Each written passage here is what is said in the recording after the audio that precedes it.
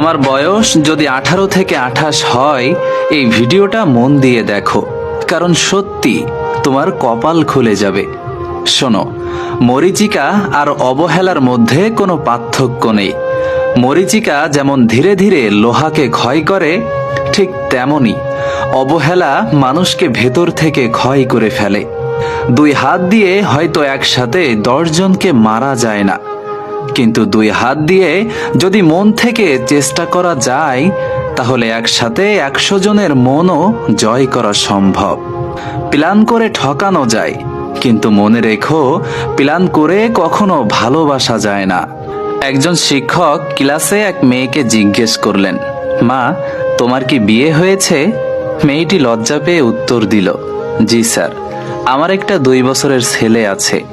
শিক্ষক হঠাৎ উঠে দাঁড়ালেন, হাসি মুখে বললেন, আজ আমরা আমাদের প্রিয় মানুষদের নাম জানব। মাগো, আজকে তুমিই শিক্ষক। এই নাও চক আর ডাস্টার। বোর্ডে গিয়ে তোমার জীবনের সবচেয়ে প্রিয় 10 জন মানুষের নাম লিখে দাও। মেয়েটি বোর্ডে লিখল বাবা, মা, স্বামী, সন্তান, বন্ধু, আত্মীয় আর কিছু কাছের মানুষদের নাম। শিক্ষক বললেন, এদের পাশে তাদের পরিচয় লিখে দাও। লেখা শেষ হতেই শিক্ষক বললেন, এবার 10 জনের মধ্য থেকে 5 জনের নাম মুছে দাও। মেয়েটি একটু ভাবলো, তারপর প্রতিবেশী আর কিছু ক্লাসমেটের নাম মুছে দিল। শিক্ষক আবার বললেন, আরো 3 জনের নাম মুছে দাও। মেয়েটি এবার থমকে গেল, হাত কাঁপতে লাগলো।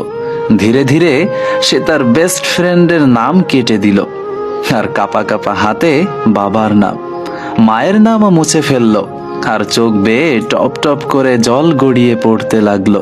ক্লাসে সবার মধ্যে নীরবতা, উত্তেজনা টান টান।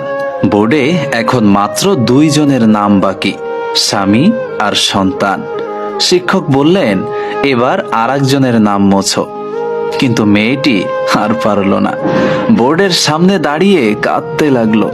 শিক্ষক এগিয়ে গিয়ে বললেন, মাগো, এটা তো শুধু একটা খেলা। তোমার প্রিয় মানুষদের নাম মুছে দিতে বলেছি, মেরে ফেলতে তো বলিনি। তবু মেয়েটি কাঁপা কাঁপা হাতে ছেলের নামটা মুছে দিল। তারপর ভাঙা গলায় বলল, ছেলে একদিন বড় হবে, হয়তো আমাকে ছেড়ে চলে যাবে, কিন্তু আমার স্বামী, সেই আমার সারা জীবনের সঙ্গী, সে আমার সত্যিকারের বেস্ট ফ্রেন্ড। এই ছোট খেলা মেয়েটাকে এক বড় শিক্ষা দিল।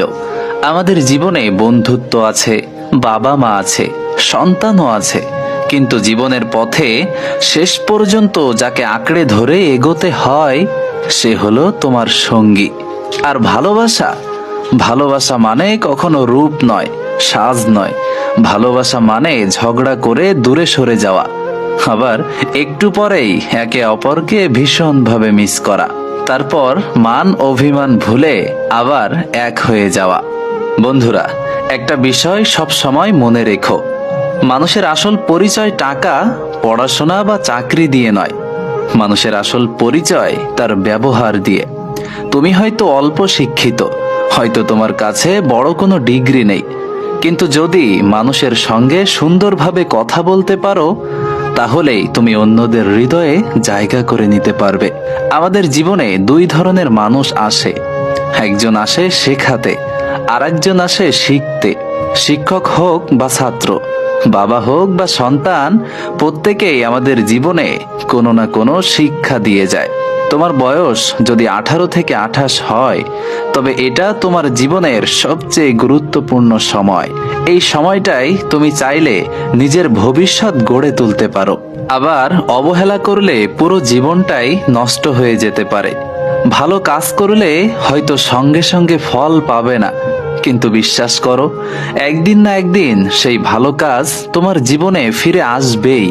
যেমন বীজ বপন করলে সঙ্গে সঙ্গে গাছ পাওয়া যায় না, সময় লাগে, ধৈর্য লাগে, পরিশ্রম লাগে।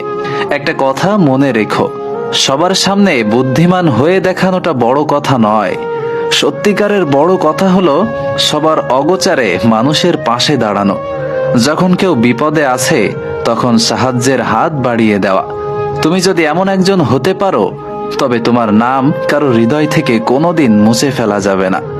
তুমি যদি সত্যিকারের কাউকে ভালোবাসো তাহলে তাকে বারবার প্রমাণ করার দরকার নেই।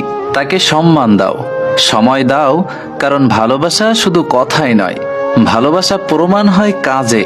আর শেষে একটা কথাই বলতে চাই, কোনো সম্পর্ককে মরিচা ধরতে দিও না, কারণ সম্পর্ক নষ্ট হয় না একদিনে। ধীরে ধীরে অবহেলা, অবিশ্বাস আর উদাসীনতার কারণেই সম্পর্কগুলো ভেঙে যায়। যদি ভালোবাসা বাঁচিয়ে রাখতে চাও তাহলে প্রতিদিন একটু যত্ন নাও, একটু সময় দাও। এটাই হলো জীবনের আসল রহস্য।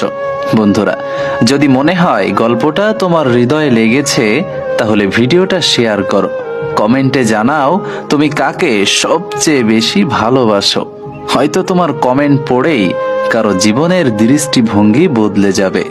বরাবরের মতো ভিডিওর শেষে একটা কথাই বলি, প্রিয় বন্ধু, ভালো থেকো সব সময় এবং নিজের যত্ন নিও, কেমন?